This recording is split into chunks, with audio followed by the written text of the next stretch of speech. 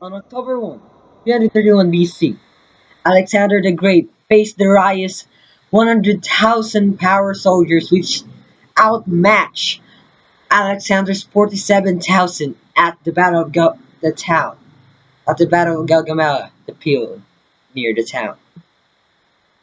So let's get it on. What's going to happen next?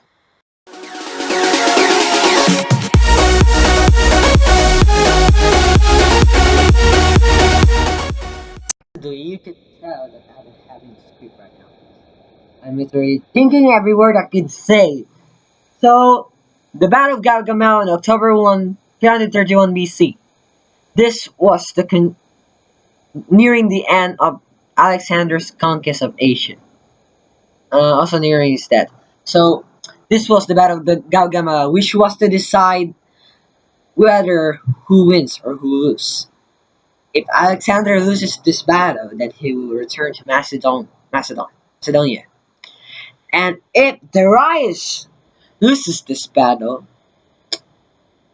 Alexander will finally rule the Persian Empire for himself.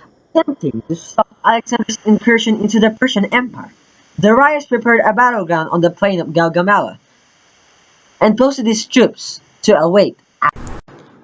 Darius had the terrain of the prospective battlefield smooth level so that his many chariots could operate with maximum effectiveness against the Macedonians.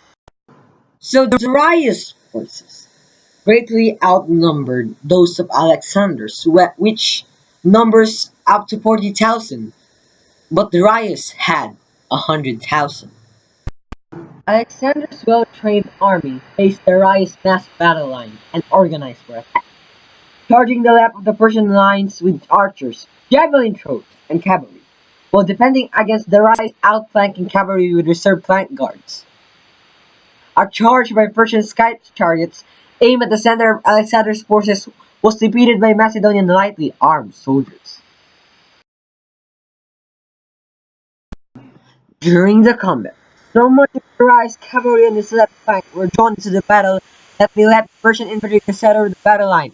Alexander and his personal cavalry immediately wheeled half left and penetrated this gap and then wheeled again to attack the Persian flank and rear.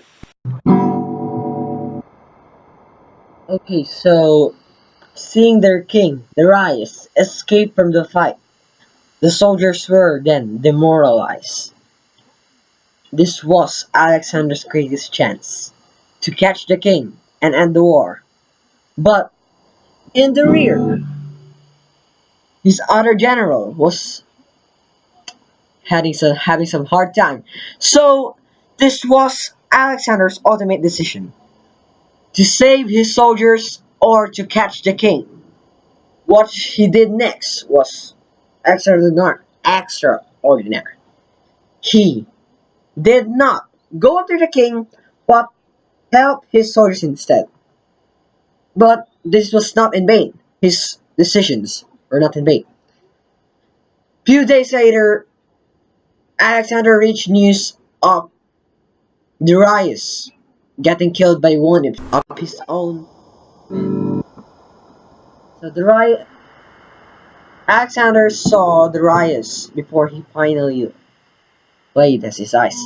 One of the Macedonian soldiers gave him water to drink, and then when Darius finally closed his eyes, Alexander took his cloth and covered Darius' body, respecting him. And then he then ordered his soldiers to search for whomever killed Darius. So at this point on, Alexander conquered Babylon, and then the Persian Empire was condensed and then destroyed. The Macedonian Empire was now really big, just like what Alexander dreamt of as a child. This is History with Kim for today. Bye.